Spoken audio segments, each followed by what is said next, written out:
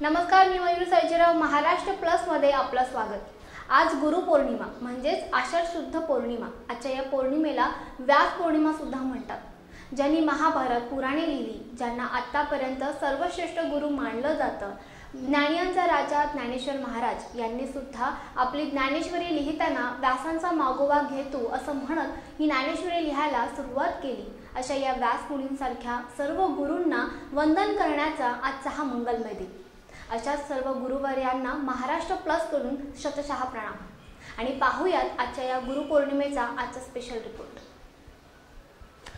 व्यास पौर्णिमेच्या दिवशी ओम नमस्तुते व्यास विशाल बुद्धे अशी प्रार्थना करून त्यांना प्रथम वंदन करण्याचा प्रघात आहे.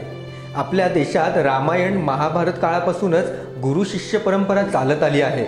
आपण ज्यांच्याकडून विद्या प्राप्त करतो, मिळवतो, त्याच विद्येच्या बळावर आपण सर्वांचा उद्धार करीत असतो. अशा या गुरूंना मान देणे, आदराने कृतज्ञता व्यक्त करणे हे आपले आद्य कर्तव्य होय. महर्षी व्यासांपासून अशी प्रथा रूढ झाली आहे ती आज मितीपर्यंत. भगवान श्रीकृष्णांनी गुरूंच्या घरी लाकडे वाहिली. संत ज्ञानेश्वरांनी वडील बंधू निवृत्तीनाथ यांनाच आपले गुरु मानले. तर संत नामदेव साक्षात विठ्ठलाशी भाष्य करीत असत. त्या नामदेवांचे गुरु होते विसोबा खेचर. भारतीय संस्कृतीत गुरुला नेहमीच पूजनीय मानले आहे. गुरुपौर्णिमा ही सद्गुरांची पौर्णिमा मानली जाते. पौर्णिमा म्हणजे प्रकाश. गुरु शिष्याला ज्ञान देतात. तो ज्ञानाचा प्रकाश आपल्यापर्यंत पोहोचावा म्हणून गुरुची प्रार्थना करावयाची तो हा दिवस.